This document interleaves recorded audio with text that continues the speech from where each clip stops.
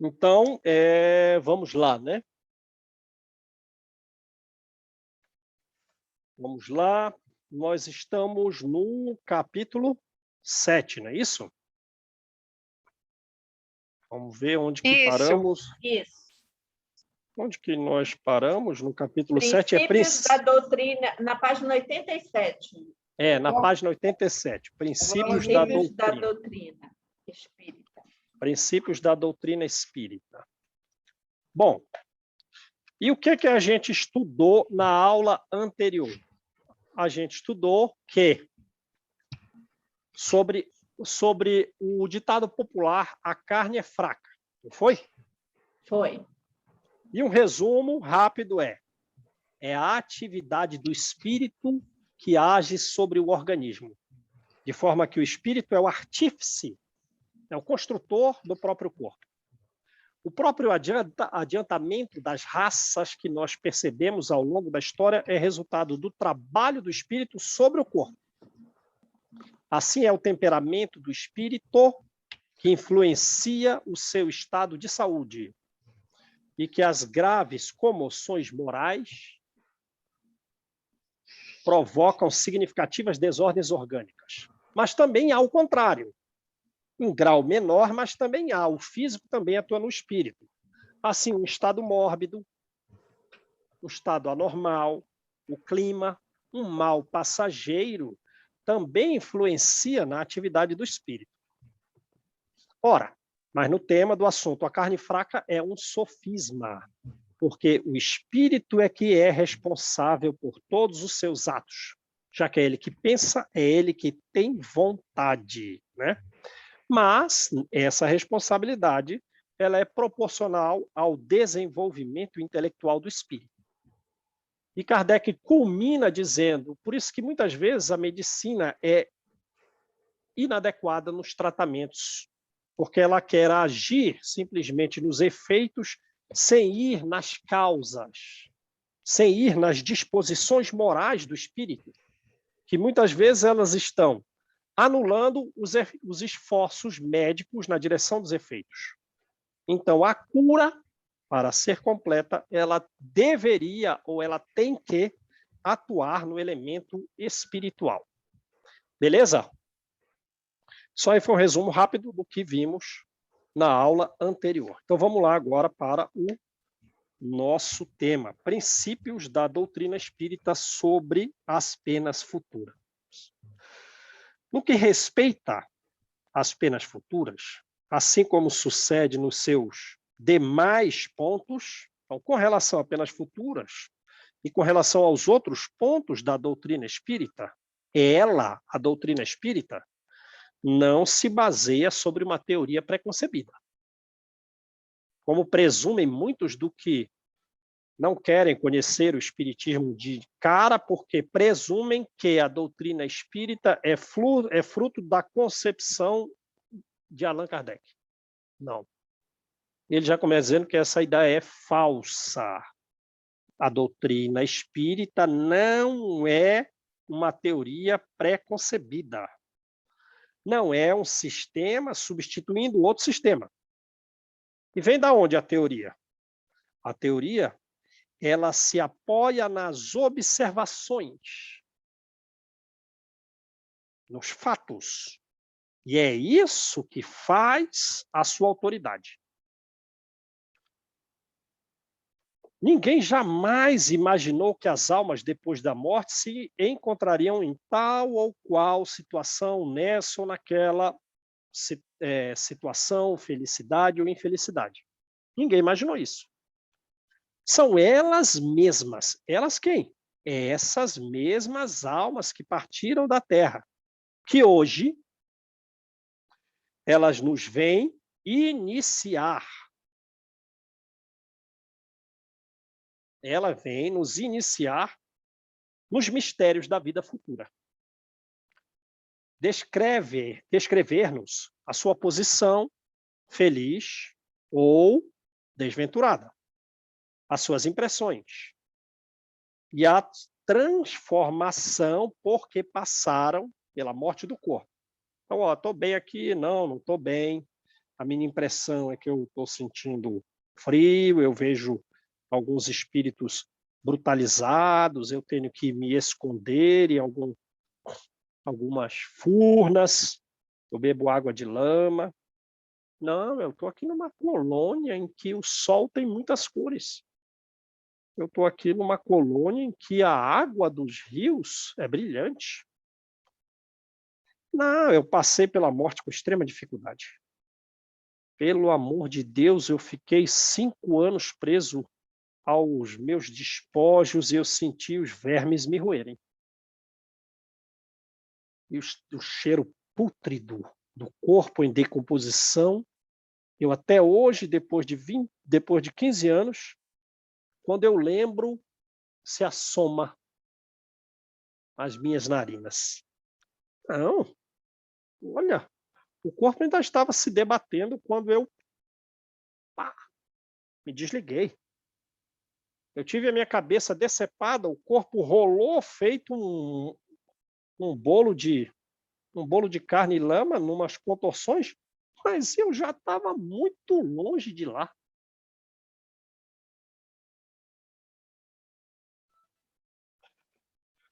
Numa palavra, as almas, elas vêm completar os ensinamentos do Cristo sobre esse ponto. Né? Qual ponto? Como estão, felizes ou infelizes? Quais são as impressões? Como foi a passagem pela morte? Não se trata aqui das revelações de um único espírito. Então, não é, como talvez alguns possam presumir, um único espírito que dá todas essas informações. Que poderia ver as coisas do seu ponto de vista, sob um só aspecto, ou ser ainda dominados pelos preconceitos da vida terrena. Então, não é só um espírito que vem falar. Tampouco se trata de uma revelação feita exclusivamente a um indivíduo. É só para Kardec que eles estão falando? Como que foi? Não. A revelação não é feita exclusivamente a um indivíduo que pudesse deixar-se levar pelas aparências, que pudesse deixar levar por uma visão de êxtase estática, arrebatada, que se presta muitas vezes essa visão arrebatada a ilusões e que não passa muitas vezes de um reflexo da própria imaginação exaltada. A gente já estudou isso, né? Então, o conhecimento da doutrina espírita, fruto das observações dos fatos, não foi dito a uma pessoa e não foi só um espírito que se comunicou. Como é, então? Trata-se, sim, de inúmeros exemplos, inúmeros, em todos os lugares do mundo. Allan Kardec se comunicava com mais de 1.100 espíritas sérios no mundo, espalhados no mundo.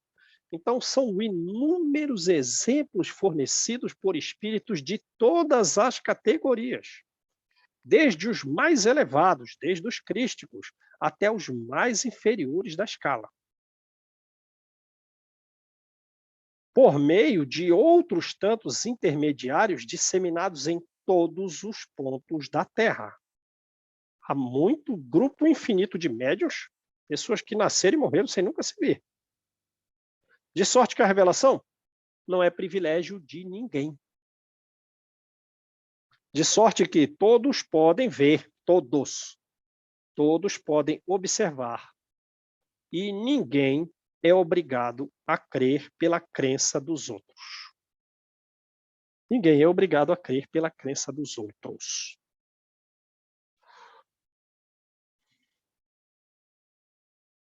Beleza?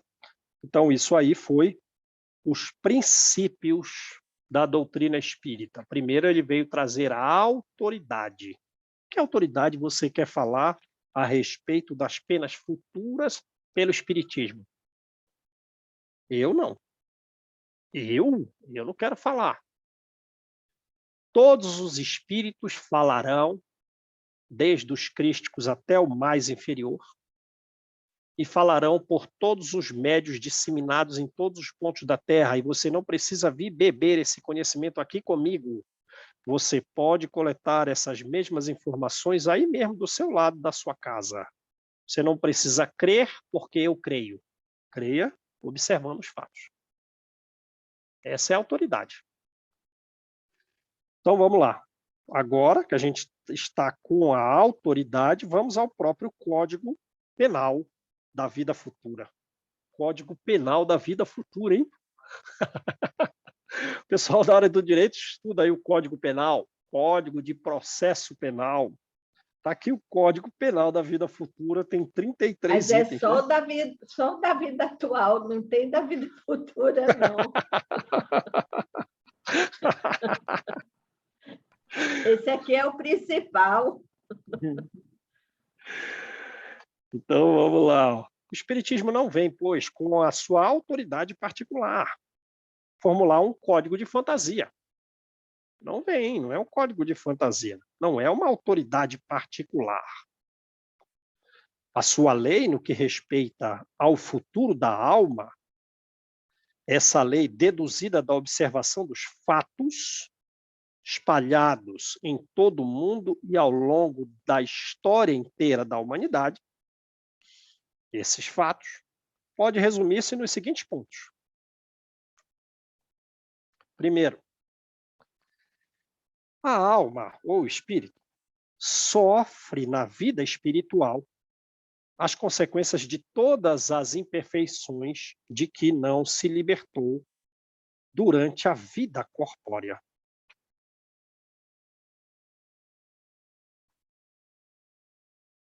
Sofre na vida espiritual a consequência das imperfeições que não conseguiu se livrar na vida física. Aí a gente volta lá ao tema central. Mas o tema central do meu erro, qual é o tema central? Né? Mesmo que eu já tenha diminuído ele significativamente, ainda está um fundinho ali, dá fim nesse fundo. O estado, feliz ou infeliz, esse estado é inerente, é corolário, consequência imediata do seu grau de depuração ou do seu grau de imperfeição.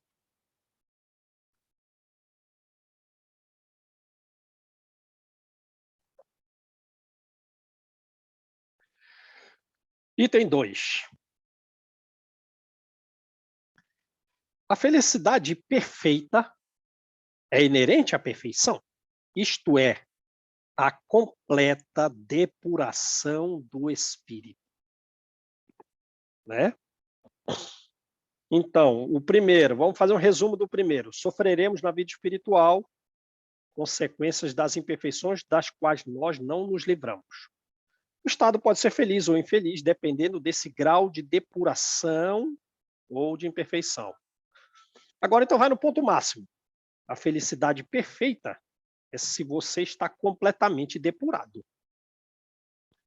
Depurado completamente, você tem a felicidade perfeita.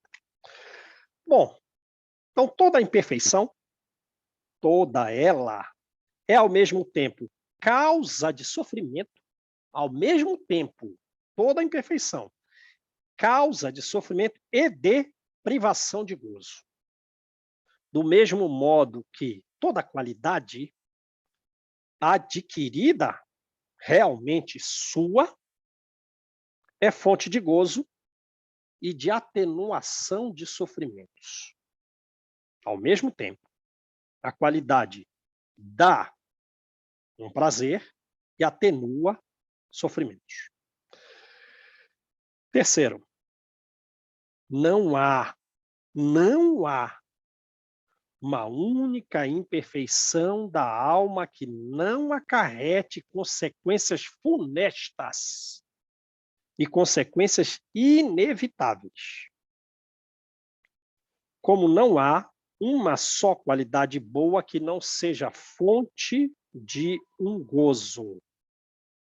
Então, toda imperfeição tem consequência funesta e ela é inevitável, essa consequência, assim como toda qualidade gera um certo prazer. Bom, o somatório da coisa. A soma das penas é proporcional à soma das imperfeições. Como a soma dos gozos é proporcional à soma das qualidades. Então, vê aí que o sofrimento está vinculadíssimo à imperfeição, assim como o gozo, o prazer, a qualidade. A alma que tem 10 imperfeições, por exemplo, sofre mais do que a que só tem 3 ou 4 imperfeições. Quando dessas 10 imperfeições não lhe restar mais que metade, ou não lhe restar mais do que 1/4, sofrerá menos. Sofrerá menos. Sofrerá menos.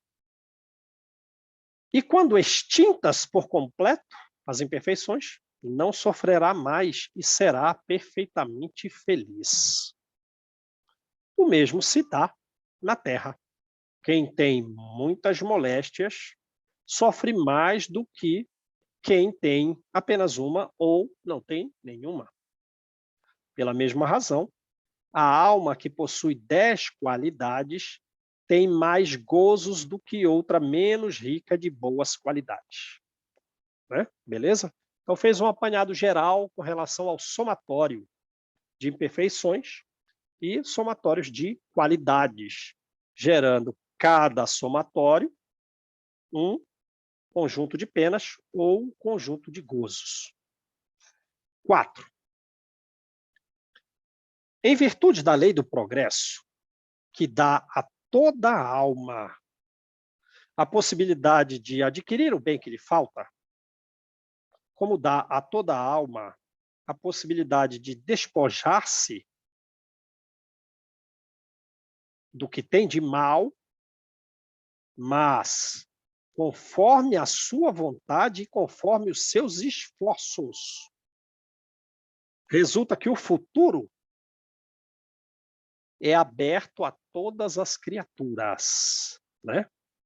Então, nós temos a lei do progresso a nosso favor, mas a lei do progresso é uma possibilidade de aquisição do que eu não tenho de bom.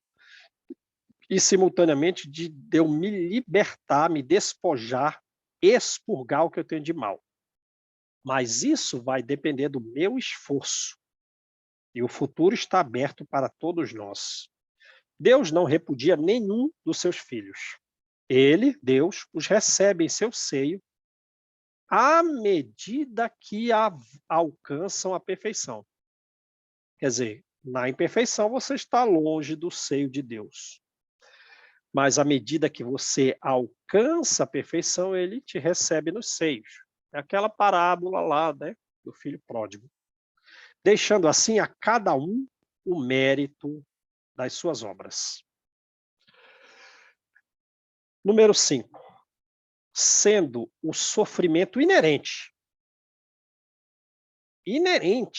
à imperfeição, como o gozo é inerente à perfeição, a alma já traz em si mesma o próprio castigo ou o prêmio onde quer que se encontre, sem a necessidade de um lugar circunscrito. Então, o inferno não tem um lugar certo e nem o céu. Percebe o que eu estou falando? Então, o inferno está por toda parte onde haja almas sofredoras. Como o céu se acha em todo lugar onde existem almas felizes. Né? O sofrimento e o gozo são inerentes, estão extremamente vinculados à imperfeição ou à perfeição, de forma que não tem um local reservado. Você sofre em qualquer lugar. Se você pegar um homem muito rico, usurário, infinito, ele pode estar lá na Quinta Avenida, em Manhattan, em Nova York, milionário, está sofrendo. Pode ter os carros que está sofrendo duro. O bem e o mal que fazemos resultam, o bem e o mal, das qualidades que possuímos. Das qualidades que possuímos. Não fazer o bem quando podemos é, portanto, o resultado de uma imperfeição. Se toda imperfeição, se toda imperfeição é fonte de sofrimento, o espírito deve sofrer, não somente pelo mal que fez, como também por todo o bem que poderia ter feito, mas que não fez na vida terrena. Beleza? Então, lembra do livro Paulo e Estevão? Prefácio diz: você quer aprender o que é fidelidade? Leia esse livro. Você quer aprender o que é alguém que está atento a cada detalhe das oportunidades que lhe chegam na mão para a prática do bem? Leia a história de Paulo. Porque nós seremos punidos não só pelo mal que fizemos, mas pelas oportunidades que nos chegou e que nós desperdiçamos. Isso é muito sério. Esse item 6 aqui é muito sério.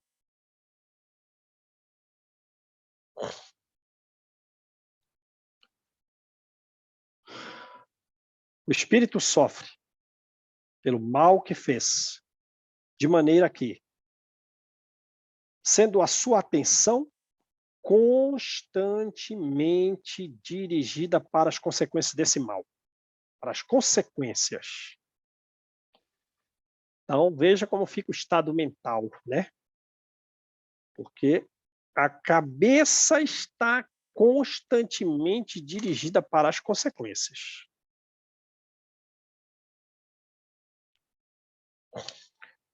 Para que ela melhor compreenda os seus inconvenientes e para que ela possa se tratar, que ela possa se corrigir. Fez o mal? Fez. Vai estar com a cabeça constantemente voltada para as consequências, para compreender a inconveniência e se corrigir. Sendo infinita a justiça de Deus, infinita, o bem e o mal são rigorosamente considerados. Não havendo uma só ação, não havendo um só pensamento mal que não tenha consequências fatais. Como não há uma única ação meritória, não há um só bom impulso da alma que se perca. Mesmo para aqueles espíritos mais perversos, visto que tais ações constituem um começo de progresso.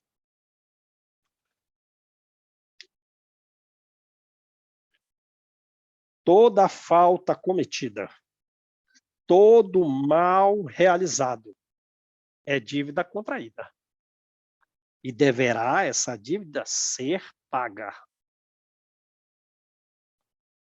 Se não for em uma existência, sê-lo-á na seguinte ou seguintes. Olha a seriedade disso. Quer dizer que eu posso cometer algum erro aqui por um prazo de 2 anos na minha vida juvenil, mesmo na minha vida juvenil, que vai me gerar 4, 5, 6, 7 vidas futuras para ressarcir aquele erro. Não tem choro, não tem vela. Não tem, né? Deverá ser paga. Se não for numa existência, será na seguinte ou nas outras. Olha isso. Porque todas as existências são solidárias entre si. Quer dizer, essa pessoa nessa vida me veio como esposa, ou como esposo, ou como filho, mas eu não fui, eu caminhei, a pessoa não caminhou. Na próxima, continua. Aí, dessa vez, não vai vir como esposa, vai vir como filha ou filho. Ou aquele lá nasce como filho de novo. Mais uma vez como filho. Mais uma vez. Porque lá atrás, 600 anos atrás, 1000 anos atrás, nós erramos com eles. Gerando aí umas 4, 5 vidas futuras vinculado a essa pessoa. Lá atrás, nós fizemos com que ela caminhasse mal. Toda falta cometida tem que ser paga numa existência ou na outra ou nas seguintes, porque essas existências são solidárias. Aquele que se quita numa, mas quitado numa existência, não terá necessidade de pagar uma segunda vez. Então, quitou, não tem uma necessidade de pagar uma segunda vez. Agora, quem nos julga quite ou não somos nós mesmos, né? É Deus, né? É Deus. Aí é que tá, né? Porque se cada falta, se cada pensamento mal, se cada ação, se um impulso bom é tudo levado em conta, a coisa é rigorosa. Sempre a porta do futuro aberta, mas tudo levado em conta. O espírito sofre, quer no mundo corpóreo, quer no mundo espiritual. Sofre lá e sofre cá, as consequências de suas imperfeições. Todas as misérias, todas as vicissitudes, tribulações, problemas, dificuldades padecidas na vida corpórea, todas elas são oriundas de nossas imperfeições. Essas vicissitudes, mazelas, problemas, são expiações de faltas cometidas nessa vida presente ou em existências anteriores. Ô, João, Sim. por que Deus já não nos fez perfeitos, hein? Você foi lá para o item. Ele também é perfeito, está aqui sofrendo. Você foi para o item 32. Depois a gente chega lá. Depois a gente chega lá. Então vamos lá, vamos devagar, né? Pela natureza dos sofrimentos. Como? Mas por que mesmo foi esse meu sofrimento moral? Qual é a natureza do sofrimento moral? É essa.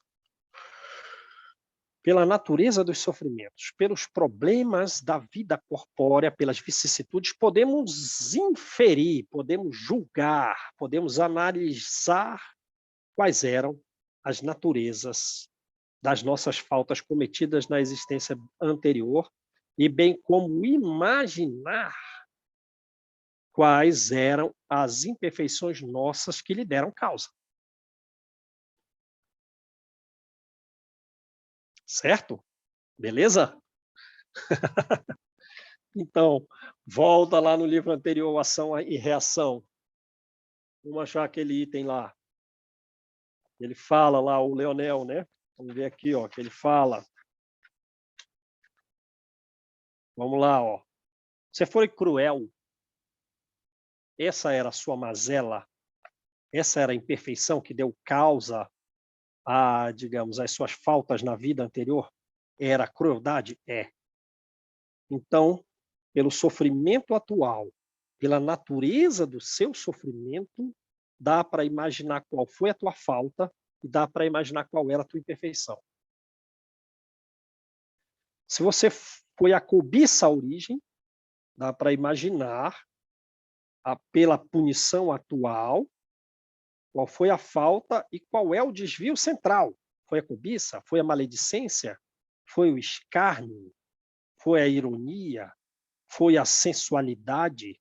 Foi a irritação? A natureza da punição tem a ver com a espécie de defeito e com a espécie de falta que esse defeito originou na vida anterior. Você pode dar um exemplo, João? Por exemplo, Vamos lá, uma pessoa muito sensualista, por exemplo, né? Que errou, que cometeu muitas traições em vidas anteriores, que acabou com casamentos, talvez nessa vida tenha um problema no seu casamento, né? Aí vamos mais, o que mais aqui?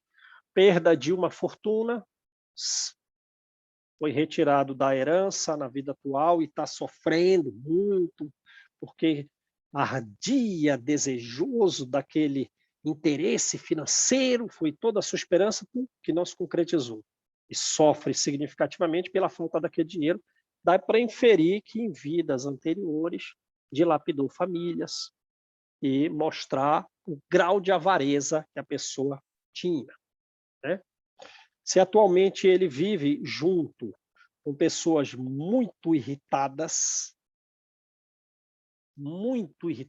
agressivas, outros irônicos, dá para se inferir que no passado ele era um problemático dessa espécie. A desorientar os outros, a desorientar grupos familiares. Entendi. Entendeu? Então, é isso que ele está falando. A natureza do sofrimento atual, pela natureza do sofrimento atual, se imagina qual foi a falta anterior. E se imagina também qual foi a imperfeição que deu origem a essas faltas. 11. A expiação varia segundo a natureza. Qual é a natureza da falta? Vai ter expiação. Qual foi a gravidade da falta? A expiação varia segundo a natureza da falta e a gravidade da falta. Podendo, portanto, uma mesma falta pode determinar expiações diversas, conforme as circunstâncias atenuantes, conforme as circunstâncias agravantes, nas quais foi cometida. Né? Perceberam? Quer dizer, qual é a expiação? Ela vai ser mais grave. A falta é só uma. O que a pessoa é? Foi muito libidinoso, sensualista na vida passada. Tá. Mas a expiação pode mudar conforme a gravidade da falta. Por exemplo, você era sensualista, mas você foi pedófilo? Ou você só traiu ficando com pessoas adultas? Percebe? A expiação vai ficar agravada ou pode ser atenuada conforme as circunstâncias nas quais ela foi cometida. Entenderam bem como é a coisa? Outra pessoa, ela era uma jovem que eu estuprei, né? Ela não teve defesa. A outra, o mesmo nível de sensualismo e libertinagem, mas eu aliciei a pessoa, eu convidei, ela já era adulta, tinha discernimento, circunstâncias atenuantes, circunstâncias agravantes. Entenderam? Eu furtei, eu não roubei, eu envenenei pelo dinheiro. Então, tem agravante, tem atenuante. Não, eu só expulsei de casa e não dei nenhum dinheiro. Não, expulsei de casa e forneci alguns recursos. Então, tudo tem atenuante, tem agravante.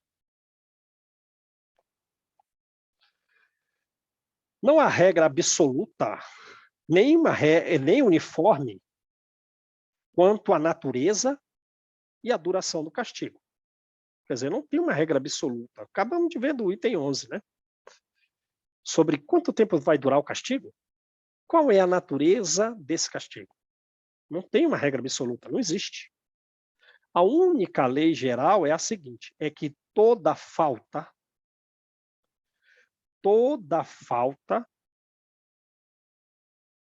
terá punição. E todo ato meritório será recompensado segundo o seu valor. Quer dizer, então, o ato meritório não é só se você fez ou não fez. Não é só se você ajudou ou não. É qual foi o valor, o quanto houve de sacrifício seu para a prática do ato meritório. Compreende? Bateu o mendigo aqui na porta da minha casa. As necessidades dele são urgentes. Aí eu vou, corro aqui atrás da minha carteira, pergunto para minha esposa, pergunto para o meu filho, porque, olha, volto para ele e digo, olha, você quer algum... você não pode voltar outro dia porque a gente está sem trocado aqui. Agora, realmente, ele era uma pessoa séria. É um mendigo que você já conhece, porque ele bate na tua porta aí toda semana. Você sabe que ele não está desviando dinheiro, ele tem família, já veio com a família na sua casa. Percebe as circunstâncias dos detalhes? Aí, puxa, não estou sem dinheiro, você pode vir amanhã? Nessa vez, ele está sozinho. Mas aí, na vez que ele aparece, ele trouxe as 3 crianças. E você diz, ah, você pode voltar amanhã? É mais grave. É uma falta mais grave. Agora, espera aqui. Eu vou ali no banco. Percebe? Esse ato em que você saiu, deixou o que você estava fazendo para ir atrás do recurso para aquela pessoa, é mais válido, tem mais valor do que se você... Não, pega aqui R$10 que você já tivesse. Compreenderam as riquezas de detalhe no julgamento da justiça divina? Não é só se fez ou não. É quanto sacrifício há por detrás do ato meritório.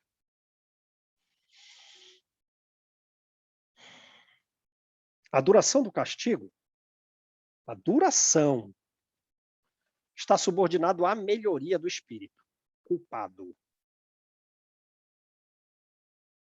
A duração está subordinado à melhoria.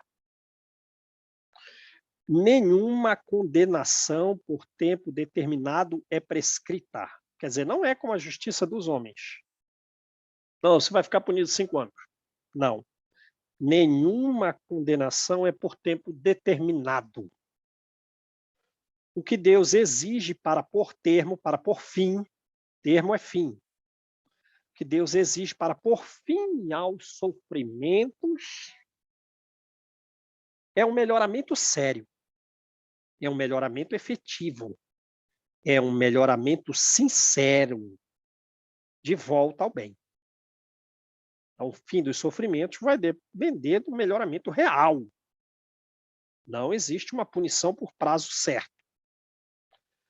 Desse modo, o espírito é sempre o árbitro da sua própria sorte, do seu destino, podendo ele prolongar os sofrimentos pela persistência no mal, ou podendo suavizá-los, os sofrimentos, e até abreviá-los pela prática do bem. Então, nós somos os árbitros do nosso destino, com plena liberdade. Persistência no mal, sim, prolonga sofrimento. Prática do bem, suaviza. Prática do bem com imenso valor, abrevia. Uma condenação por tempo pré-determinado, por prazo certo, teria o duplo inconveniente de fazer o espírito continuar sofrendo inutilmente depois de ter melhorado. Não, já melhorei. Não, mas e daí? Sua punição é por 15 anos, fica mais um pouco. Não, mas eu estou no terceiro, já melhorei muito. Fica aí. É por prazo certo, sua punição 15 anos. Ora, inconveniente. Essa punição de prazo certo quando o espírito melhorou. Ou o outro inconveniente seria libertá-lo do sofrimento quando ainda permanecesse no mal. Não, sua punição é de 15 anos, sim. Mas já cumpri. Mas eu vou te libertar. Mas você não melhorou nada, hein? Pelo amor de Deus. Você não melhorou nada, ficou preso aí 15 anos, não melhorou nada. Não vai libertar da dor.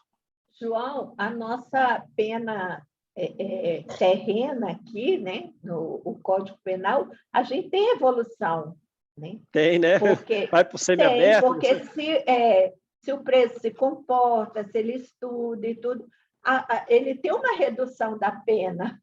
Então, É verdade. quer dizer, que eu acho que isso daí já foi buscado no plano espiritual, tá? Sim. Quer dizer, Sim. essa redução, se há um melhoramento, vamos reduzir. Sim, é né? verdade. Porque eu acho que isso aí já foi buscar lá no a nossa aqui tem mais ou menos um pouquinho de lá. Com certeza. Melhorou, né? O Código Penal do mundo melhorou aí, né? Pelo menos de alguns países, né? Então, vamos lá. Deus, que é justo, só pune o mal quando existe. E deixa de o punir o mal quando não existe mais. Ou, se quisermos, sendo o mal moral, o próprio mal, né, a causa de sofrimento, este quem? O sofrimento, o sofrimento persistirá somente quando aquele quem? O mal subsistir. Então, o sofrimento e o mal são dois lados de uma mesma moeda. Para que o sofrimento reduza, o mal também tem que reduzir previamente. Percebe? Se persistir no mal, o sofrimento continua. Né? O sofrimento persistirá enquanto subsistir o mal. Ou diminuirá de intensidade. Quem? O sofrimento. À medida que o mal for desaparecendo. 14. Com a duração do castigo, como a duração do castigo depende da melhoria do espírito, o culpado que nunca melhorasse sofreria sempre. E para ele a pena seria eterna. Claro, não melhorou nunca, o sofrimento continua. Melhorou, o sofrimento reduz. Não melhorou nunca, pena eterna. Então, vamos lá. Uma condição inerente à inferioridade dos espíritos é não entreverem não entreverem o fim da situação em que se acham, de sofrimento. E acreditarem que sofrerão para sempre. O que faz que tais castigos lhes pareçam eternos. Eternos, né? Aqui na editora faltou um S. Certo? Então, a inferioridade não sabe quando vai acabar o seu sofrimento. O espírito inferior acha que vai sofrer para sempre. Tem uma nota ali embaixo, né? Desse Sim. item eterno. Vamos ler. Nota de Allan Kardec. Perpétuo é sinônimo de eterno. Disse, o limite das neves perpétuas. O eterno gelo dos polos. Também se diz o secretário perpétuo da academia, o que não significa que seja para sempre, mas unicamente por tempo ilimitado. Eterno e perpétuo se empregam, pois, no sentido de indeterminado. Nesta acepção, pode-se dizer que as penas são eternas para exprimir que não têm duração limitada. São eternas para os espíritos que não lhes vê o fim, que não lhes vê o termo. Beleza? 16. O arrependimento é o primeiro passo para a regeneração. Mas o arrependimento não é suficiente. Não é. Sendo necessárias ainda para a regeneração a expiação e a reparação. Arrependimento, expiação e reparação são as 3 condições necessárias para apagar os traços de uma falta e suas consequências. Arrependimento, expiação, reparação. As 3 condições necessárias para apagar os traços de uma falta e suas consequências.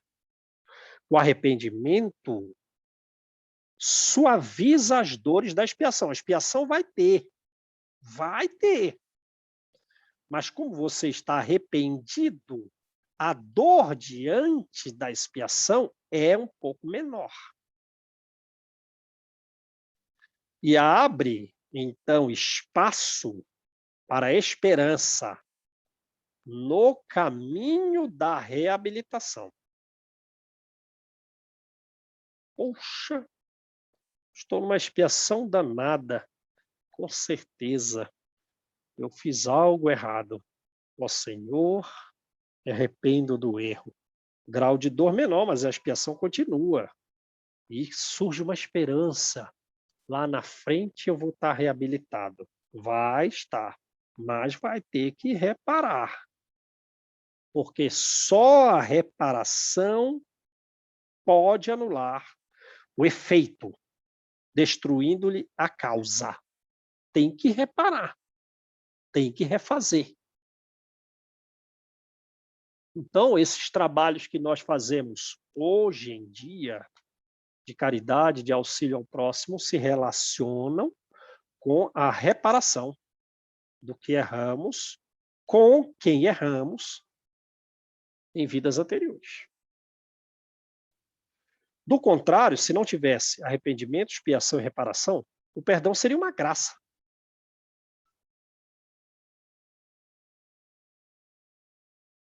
Não.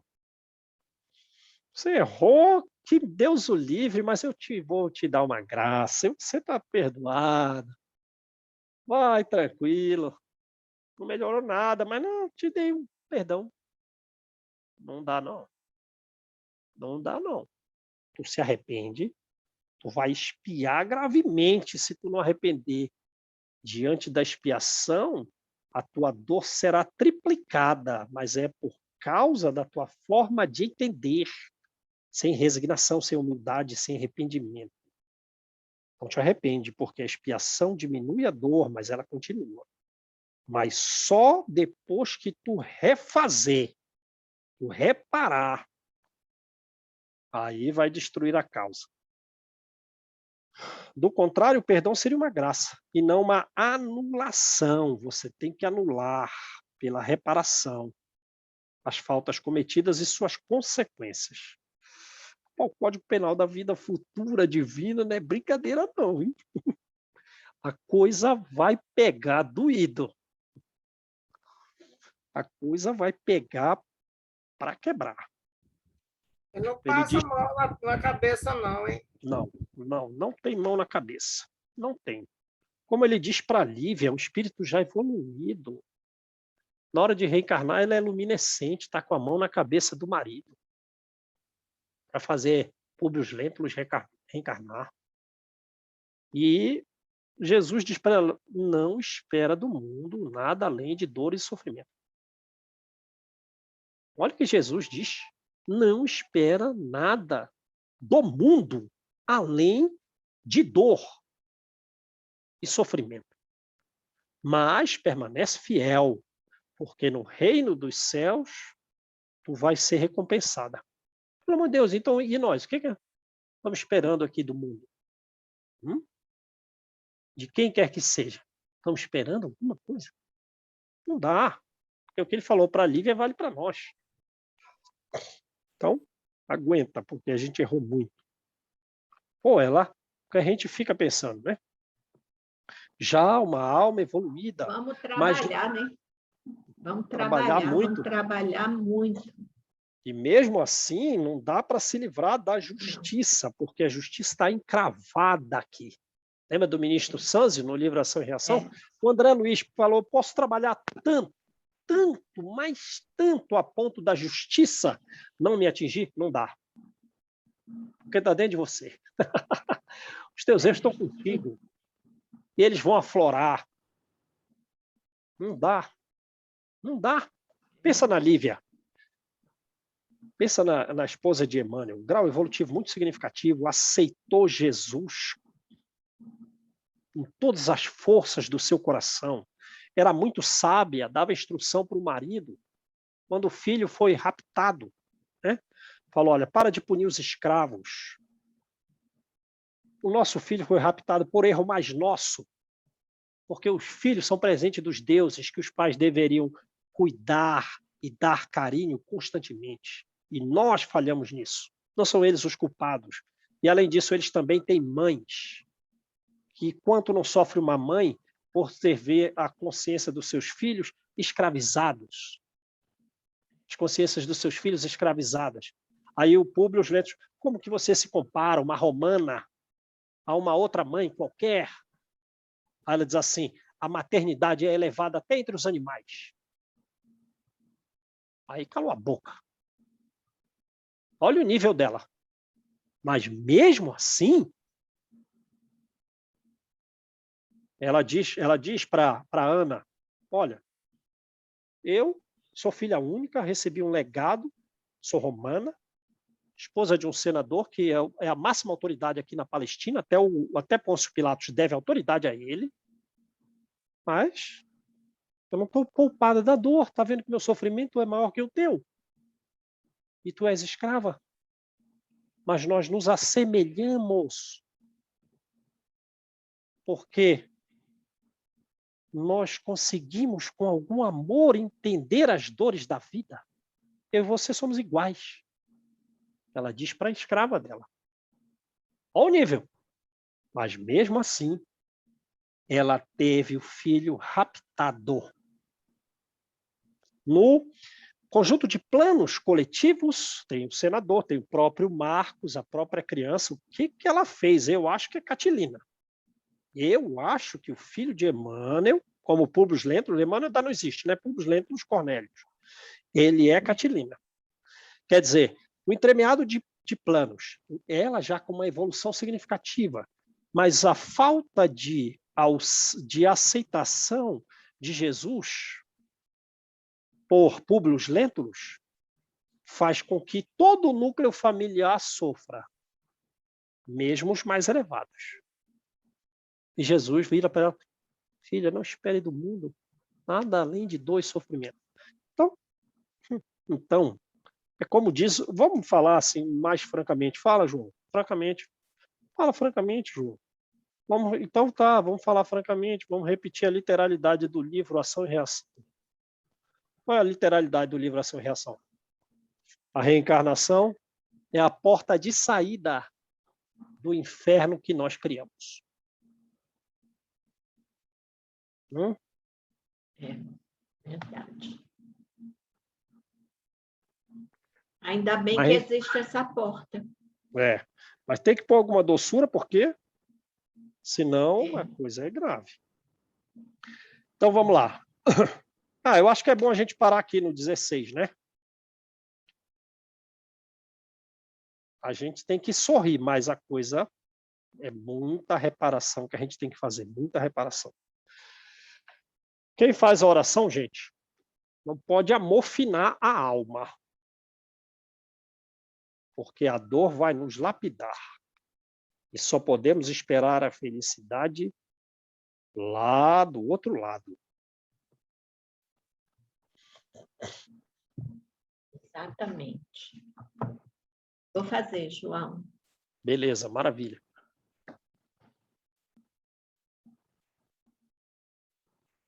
Senhor da glória, amado Mestre Jesus, agradecidos estamos, Pai, por mais essa oportunidade de estudo que tanto nos esclarece, nos eleva,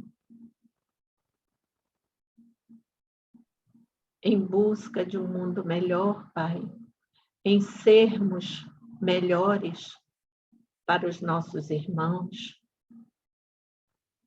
para todos aqueles que cruzam os nossos caminhos.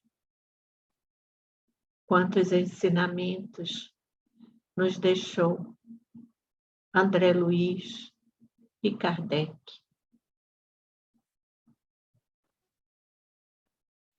Tu que nos prometeste o Consolador,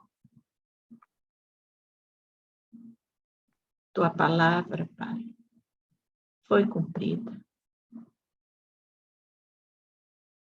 Nós só podemos ter imensa gratidão por tudo que temos conhecer, viemos conhecer através desses estudos.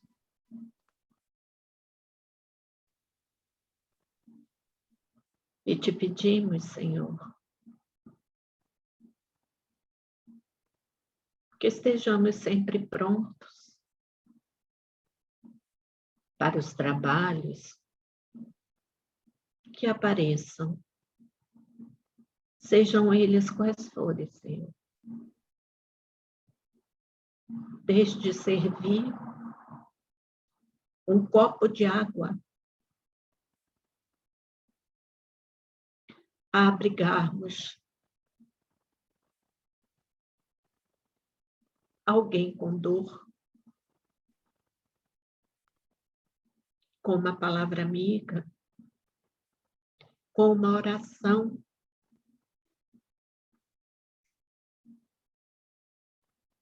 com um gesto de carinho,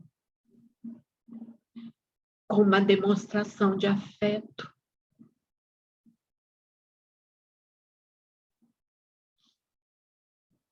Ó Pai, te pedimos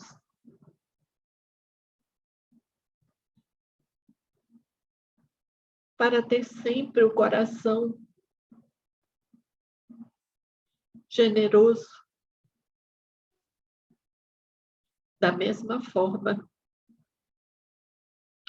que tu sempre o és conosco.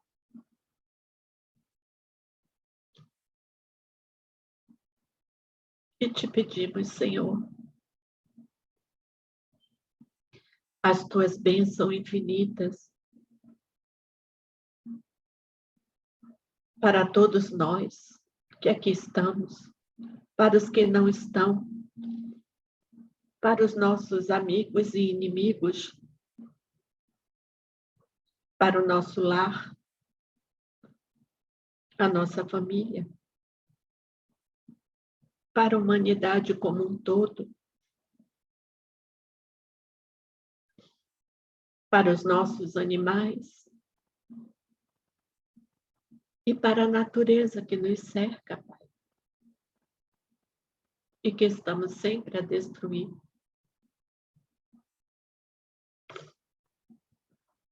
Que possamos, Senhor, melhorar um pouquinho mais a cada dia. Com a tua ajuda e com a ajuda daqueles que estão sempre na nossa retaguarda do plano espiritual.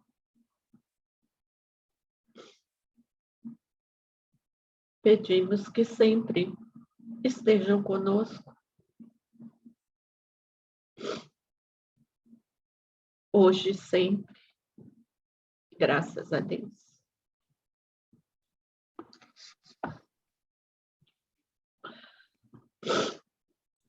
Para variar, eu chorando. Graças a Deus. Tem que ser. Um abraço, gente. Fiquem com